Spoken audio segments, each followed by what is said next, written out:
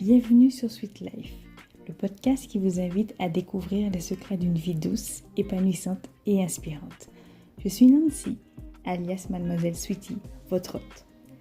Et chaque semaine, je vous emmène dans un voyage à travers des histoires captivantes, des conseils pratiques et des réflexions profondes pour vous aider à cultiver la douceur et le bonheur au quotidien. Que vous soyez à la recherche d'inspiration, d'équilibre ou simplement d'un moment de détente, vous êtes au bon endroit. Installez-vous confortablement et laissez-vous guider vers une vie plus douce et plus épanouie. La première lettre de notre voyage est le R, qui représente pour moi la reprise. La rentrée, c'est le moment où l'on reprend ses activités, après une période de vacances ou bien de repos. C'est souvent un moment où l'on se sent un peu rouillé, que ce soit physiquement ou mentalement. Pour que cette reprise soit la plus douce possible, il est essentiel de bien se préparer. Premièrement, préparez-vous mentalement. Le retour à une routine plus stricte peut être difficile, alors prenez quelques jours avant la reprise officielle pour vous réhabituer à un rythme régulier. Essayez de vous lever un peu plus tôt, de vous coucher à des heures fixes, de reprendre des activités qui vous stimulent mentalement, comme la lecture par exemple, ou l'apprentissage d'une nouvelle chose. Ensuite, vous allez pouvoir reprendre progressivement vos habitudes de travail. Si vous avez un emploi du temps chargé, commencez par prioriser les tâches les plus importantes. Utilisez des outils comme les to-do list ou les agendas numériques pour organiser vos journées. Enfin, n'oubliez pas de vous accorder du temps pour vous acclimater. La reprise ne doit pas être brutale, surtout pas. Accordez-vous des moments de pause et soyez indulgent ou indulgente avec vous-même. En somme, une reprise réussie pour moi, c'est une reprise bien préparée. Prenez le temps de vous organiser et de retrouver petit à petit, progressivement, tout doucement bien évidemment, un rythme qui vous convient. Passons maintenant à la lettre E, comme exercice. L'exercice physique est souvent l'une des premières choses que l'on néglige pendant la rentrée. Et je suis la preuve vivante, j'ai du mal à reprendre. Je me dis à chaque fois, j'y arriverai demain, je procrastine, mais c'est pas la bonne solution. Car pourtant, c'est l'un des piliers d'une bonne santé physique et mentale. Reprendre une routine sportive après les vacances peut sembler difficile justement. Mais c'est un effort qui en vaut la peine. Commencez doucement. Inutile de vous précipiter. Je vous vois déjà venir dans une séance de sport intense dès le premier jour et tout, en mode hit cardio ou je sais pas trop. Optez plutôt pour des activités modérées comme la marche, le yoga ou tout simplement, qui est banal pour moi, ce serait des étirements quotidiens. L'objectif est de réveiller votre corps en douceur. Pour par la suite intégrer l'exercice dans votre routine quotidienne. Essayez de planifier des séances à des moments fixes de la journée, comme le matin, avant de commencer votre journée par exemple, ou le soir pour vous détendre. Trouvez une activité qui vous plaît, que ce soit un sport collectif, une danse ou simplement une séance à la salle de sport et ou à la maison ou en extérieur également. Vous avez beaucoup de choix, vous avez beaucoup d'opportunités qui s'offrent à vous. Mais il ne faut pas que l'exercice soit vu comme une corvée, mais comme un moment pour vous. Recentrez sur vous-même, relâchez la pression et boostez votre énergie. Si je pourrais vous donner un conseil, ce serait si vous avez du mal à vous motiver, comme c'est le cas pour moi, essayez de vous fixer des objectifs réalistes et atteignables, comme 30 minutes de marche par jour ou 3 séances de sport par semaine. Vous verrez rapidement les bénéfices sur votre énergie et votre morale. Je peux vous dire que j'ai mis en pratique et ça marche du tonnerre.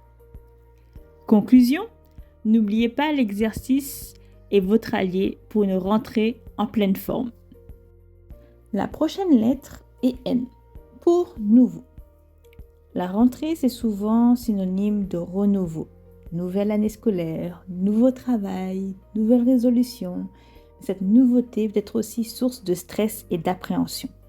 Mais comment accueillir ces changements avec sérénité?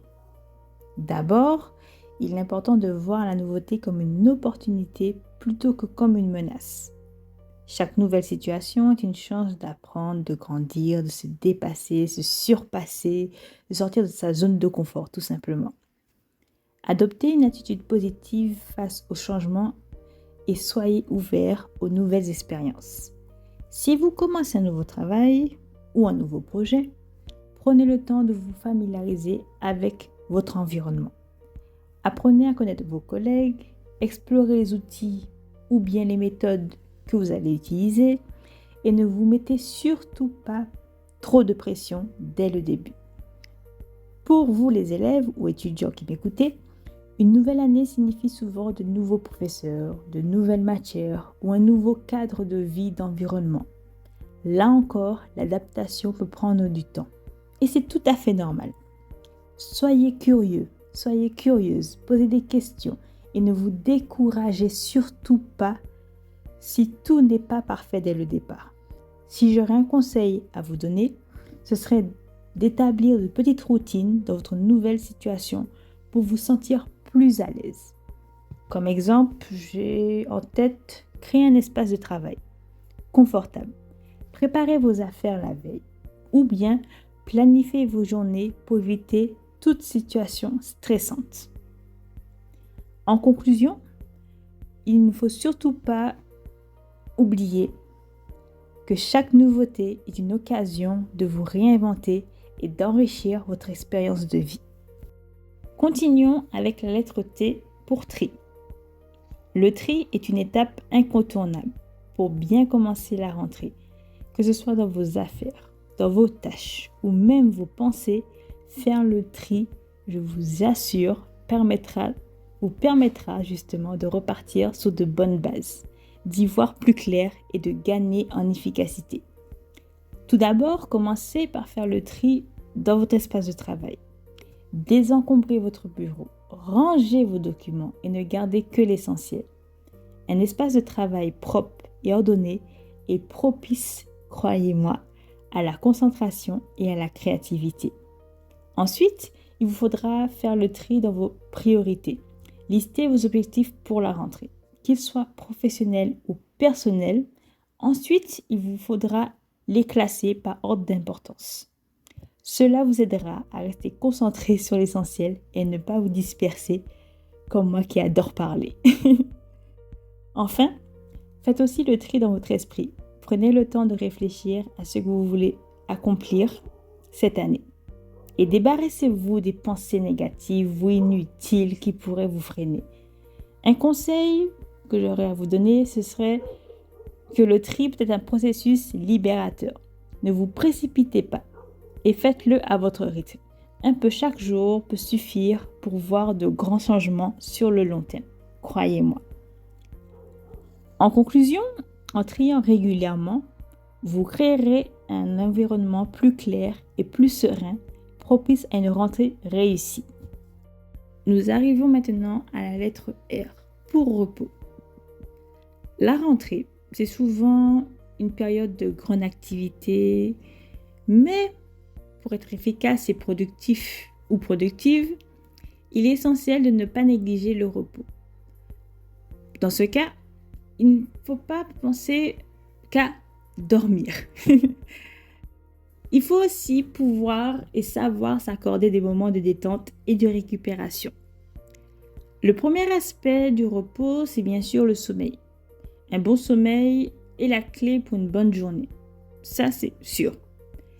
Il faut aussi essayer de respecter un horaire de sommeil régulier, même si cela peut être difficile au début, surtout dès la rentrée, la reprise du travail, des études ou autre activité. Donc, dans ce cas, il faudra créer une routine du soir qui vous permettra de vous détendre, comme lire un livre, écouter de la musique apaisante ou pratiquer la méditation. Mais il faut aussi penser à prendre des pauses régulières au cours de la journée. Que vous soyez au travail ou en train d'étudier, faire une pause toutes les 90 minutes environ vous aidera à rester concentré et à éviter l'épuisement mental. Enfin, il faut aussi que vous puissiez vous accorder du temps pour vous, pour faire des choses que vous aimez, comme un hobby ou une activité relaxante. Ces moments de détente sont essentiels pour recharger vos batteries et maintenir un bon équilibre entre votre vie pro et votre vie perso.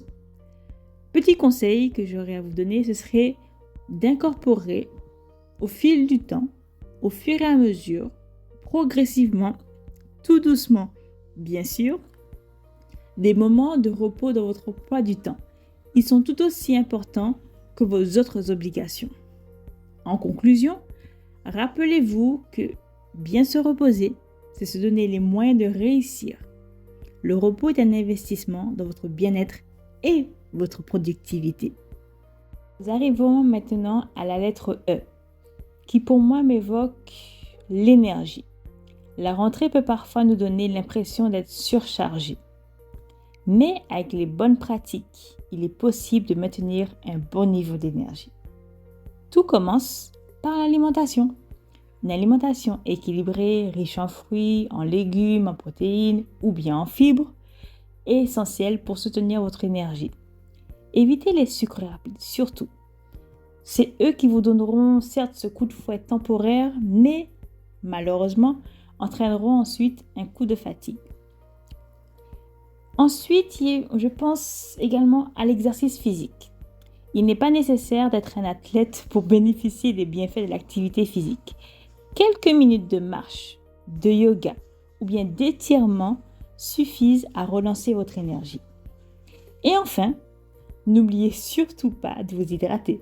Boire de l'eau tout au long de la journée aide à maintenir votre corps et votre esprit en forme. Si vous sentez une baisse d'énergie, avant de vous précipiter vers un café, essayez d'abord de boire un grand verre d'eau. Et vous m'en direz des nouvelles. Enfin, la dernière lettre de notre série est E, qui pour moi m'inspire le côté estime de soi. La rentrée peut parfois mettre à l'épreuve notre confiance en nous.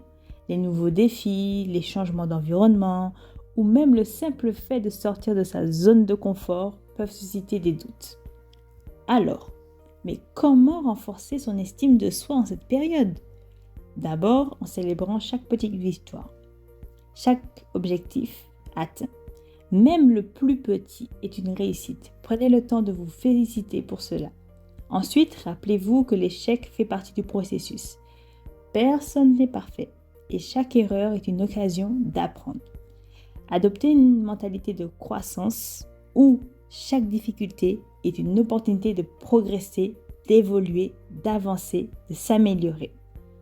Enfin, entourez-vous de personnes positives qui vous encouragent et vous soutiennent. L'énergie des autres, leur karma, leurs vibes, leur chakra ou que sais-je, peut être contagieuse. Alors choisissez bien les personnes avec qui vous passez du temps. Et voilà, c'est la fin de cet épisode où nous avons exploré comment chaque lettre du mot rentrée peut être une source d'inspiration pour bien démarrer cette période.